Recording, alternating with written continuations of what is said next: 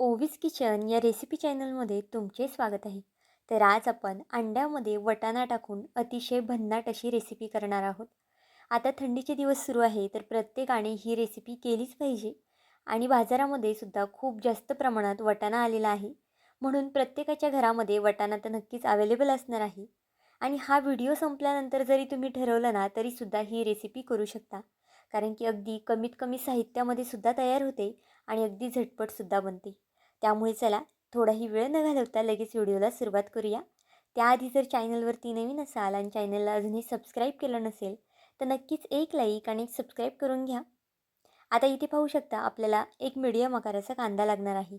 ही recipe खरं तर ना मी 2 जणांसाठी करते. त्यानुसार इथे मी बाकीचे जे साहित्य आहे ना ते घेतलेलं आहे. पण जर तुम्ही जास्त लोकांसाठी करत असाल तर साहित्याचं प्रमाण इथे तुम्ही वाढू शकता. कांदा पाहू शकता अगदी ओबडधोबड असा कट करून घेतला आहे. तुम्ही अगदी मोठ्या मोठ्या फोडींमध्ये ठेवला ना तरी चालेल. इथे मी छान असं पिकलेला टोमॅटो घेतला आहे.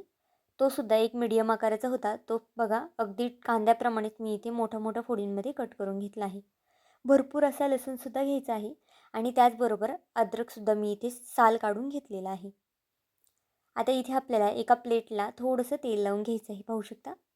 अगदी या पद्धतीने तेल लावा. जर तुमच्याकडे ब्रश वगैरे असेल ना तेल लावायचा, त्याने सुद्धा अगदी तुम्ही पटकन तेल लावू शकता किंवा मग अशा पद्धतीने बोटाने सुद्धा तुम्ही इथे तेल लावलं ना तरी चालेल. आता या प्लेटमध्ये ना आपल्याला अंडी फोडून घ्यायची आहेत. आता खरं तर ही रेसिपी मी 2 जणांसाठी करते त्यामुळे 2 अंड्याचा वापर करते. कारण की यामध्ये आपण वाटाणासुद्धा वापरलेला आहे. त्यामुळे 2 अंडी पुरेशी आहे. पण जर तुम्ही जास्त लोकांसाठी करत असाल ना, तर ही रेसिपी थोडीशी वाढून करा. कारण की अजिबातच उरत नाही, इतकी जास्त अप्रतिम ही रेसिपी तयार होते. बघा अंडी छान अशी फोडून घेतलेली आहे. आता ही अंडी ना मी एका प्लेटमध्ये फोडली आहेत. पण जर तुमच्याकडे एखादा डबा वगैरे असेल ना खुलगटा, छोटा डबा त्यामध्ये तुम्ही फोडली ना तरी चालेल. फक्त डब्यामध्ये फोडायच्या अगोदर त्याला सुरुवातीला थोडंसं तेल लावून घ्या. थोडीशी इथे कुटलेली लाल मिरची घातली आहे. थोडीशी कोथिंबीरसुद्धा घालून घेतलेली आहे. आणि चवीनुसार यामध्ये आपल्याला मीठ घालायचं आहे. मीठ इथे बेतात घाला कारण की आपण जी पुढची प्रोसेससुद्धा करणार आहोत ना, त्यामध्ये सुद्धा मीठ जाणार आहे. आता हे थोडंसं ढवळून घ्यायचं आहे आपल्याला. खूप जास्तसुद्धा हलवायचं नाही आहे. फक्त मीठ व्यवस्थित सगळीकडे पसरेल इतपत आपल्याला हे मिक्स करून घ्यायचं आहे. पाहू शकता इथे अंड्याचं जे बिल आहे ना, ते सुद्धा इथे मी थोडंसं फोडून घेतलं आहे चमच्याने आणि व्यवस्थित असं मिक्स करून घेतलेलं आहे. बघा आता आपलं अंड्याचं मिक्सचर जे आहे ना, ते सुद्धा तयार झालेलं आहे. तोपर्यंत एका साईडला गॅसवरती एक कढई ठेवलेली आहे तापत. तुम्ही अशा पद्धतीने पॅन ठेवू शकता किंवा मग जर तुमच्याकडे एखादी खुलगटी कढई असेल ना, ती ठेवली तरी चालेल. आता त्या पॅनमध्ये मी बघा अर्धा ग्लास इतपत पाणी ओतून घेतलं आहे. पाणी खूप जास्तसुद्धा घालू नका. अर्धा ग्लास इतपतच पाण्याचा मी इथे वापर केलेला आहे. त्यामध्ये एखादी खोलगटी जी वाटी असेल ना, वाटी किंवा छोटीशी प्लेट वगैरे असेल ना, ती ठेवली तरी चालेल. आणि त्यामध्ये सुद्धा अर्धी प्लेट आपल्याला पाणी ओतायचं आहे. आता जो वाटाणा आपण घेतला होता ना, ओला वाटाणा, तो यामध्ये घालून घ्यायचा आहे. बघा अगदी भरपूरसुद्धा पाणी घातलेलं नाही. वाटाणा बुडेल इतपतच पाणी मी इथे घातलेलं आहे. आता या पाण्यामध्ये आपल्याला जे साईडला पाणी टाकलं आहे ना, त्यामध्ये अद्रक घालून घ्यायचं आहे. त्याचबरोबर यामध्ये जो सोलून घेतलेला आपण लसूण होता ना, तो सुद्धा बघा मी इथे घालून घेतला आहे. गॅस शक्यतो फास्ट करा म्हणजे पाण्याला लवकर उकळी येते. जो कांदा कट करून घेतला होता ना, तो सुद्धा पाहू शकता पाण्यामध्ये आपण घालून घेतलेला आहे. आणि इथे आपण टोमॅटोसुद्धा पाण्यामध्ये घालून घेणार आहोत. हे सगळे जिन्नस आपल्याला पाण्यामध्ये घालून घ्यायचे आहेत आणि शिजवून घ्यायचे आहेत. आणि आता जी वाटाण्याची प्लेट आहे ना, त्यावरती आपल्याला जी अंड्याची प्लेट आपण होती ना, ती ठेवून घ्यायची आहे. पाहू शकता अगदी अल्लाद्री ठेवायची आहे. जर तुम्ही खालची वाटी लहान घेतली असेल ना, तर वरची वाटी किंवा डब्बा वगैरे ना अगदी व्यवस्थित बसला जातो. त्यामुळे शक्यतो खालची वाटी लहान घ्या आणि वरची जी तुम्ही अंड्याची प्लेट ठेवणार असाल ना, ती थोडीशी मोठ्या साईजची घ्या. आता एक 5 ते 6 मिनिटासाठी याला छान अशी उकळी आणून देऊया, मीडियम गॅसवरतीच. पाहू शकता इथे 5 ते 6 मिनिटं झालेलं आहे आणि अंडंसुद्धा आपलं अगदी व्यवस्थित असं शिजलेलं आहे. त्याचबरोबर कांदा, टोमॅटो किंवा जे वाटाणे आपण शिजत ठेवले होते ना, ते सुद्धा अगदी छान असे शिजलेले आहेत. पाहू शकता इथे अंड्यामध्ये मी थोडीशी सुरी खोचून बघितली होती. आता अंडं आपलं अगदी परफेक्ट असं शिजलेलं आहे. आता हे अंडं आपण व्यवस्थित पकडीने काढून घेऊया. खूप जास्त गरम आहे त्यामुळे शक्यतो अगदी व्यवस्थित असं हे करा किंवा मग एखादं तुम्ही फडकं वगैरे घेतलं रुमाल वगैरे ना तरीसुद्धा चालणार आहे. त्याचबरोबर ही वाटाण्याची वाटी आहे ना, तीसुद्धा आपल्याला अगदी व्यवस्थित अशी पकडीने उचलून घ्यायची आहे. तुम्ही हे थोडंसं थंड झालं ना, तरीसुद्धा करू शकता, म्हणजे हाताला वगैरे भाजणार नाही. आता इथे एक मिक्सरचं भांडं घेतलं आहे आणि जे आपण कांदा, टोमॅटो, लसूण आणि अद्रक पाण्यामध्ये उकळून घेतलं होतं ना, ते यामध्ये आपल्याला घालून घ्यायचं आहे. वाटण खूप जास्त गरम आपल्याला वाटायचं नाही आहे. थोडा वेळेस थंड व्हायला ठेवूया. तोपर्यंत आपण जे अंडं उकडून घेतलं होतं ना, त्याचे इथे काप करून घ्यायचे आहेत. तेल लावल्यामुळे ना अगदी सहज याचे काप निघले जातात किंवा मग अजिबातच खाली वगैरे चिटकत नाही. तुम्ही हवं असेल तर तुम्हाला मोठ्या-मोठ्या फोडींमध्ये सुद्धा तुम्ही कट करू शकता किंवा मग अशा पद्धतीने लहान फोडीमध्ये कट केलं ना तरी चालेल. अगदी ज्या पद्धतीने पनीर वगैरे दिसतं ना, अगदी त्याच पद्धतीने हे अंड्याचे काप दिसतात. आणि पाहू शकता जर यामध्ये जर तुम्ही चिली फ्लेक्स किंवा मग थोडीशी कोथिंबीर वगैरे घातले ना, की हे दिसायला अजून जास्त छान दिसतात. बघा, अगदी व्यवस्थित असे निघलेले आहेत आणि अजिबातच खाली वगैरे चिटकलेले नाहीत. शक्यतो याचे काप करताना ना थोडंसं थंड होऊन द्या आणि मगच काप करा. म्हणजे हाताला सुद्धा भाजणार नाही आणि अगदी पटकन असे हे काप निघले जातील.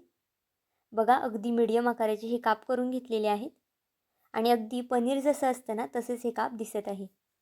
तोपर्यंत एका साईडला जे आपण कांदा, टोमॅटो, अद्रक, लसूण करून ठेवलं होतं ना, ते सुद्धा बघा थंड झालं होतं आणि ते सुद्धा इथे मी छान असं बारीक वाटून घेतलं आहे थोडंसं पाणी टाकून.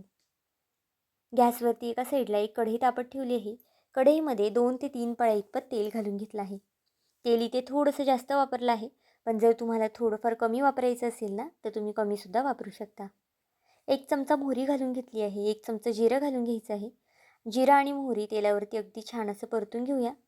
आता यामध्ये काही सुके मसाले घातले आहेत. अर्धा चमचा हळद, 1 चमचा धना पावडर, 1 ते दीड चमचा लाल तिखट, 1 ते दीड चमचा इथे मी बेडगी मिरची घातली आहे आणि 1 चमचा इथे मी गरम मसाला घातले आहे.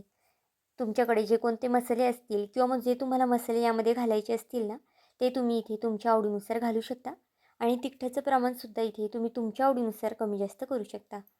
फोडणीला इथे कोथिंबीर घालून घेतली आहे. कोथिंबीर फोडणीला आवर्जून घाला, कारण की अगदी छान अशी टेस्ट येते कोथिंबीरमुळे फोडणीला घातल्यामुळे.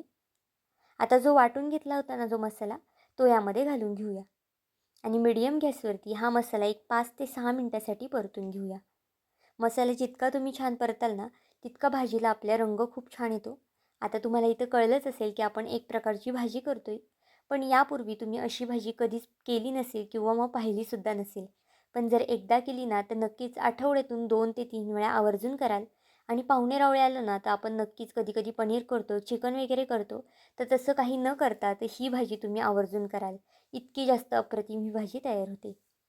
बघा, आता तोपर्यंत मसाल्याला सुद्धा छान असं तेल सुटलं होतं आणि जो वाटाणा आपण पाण्यामध्ये वाफवून घेतला होता ना, तो सुद्धा यामध्ये घालून घेऊया.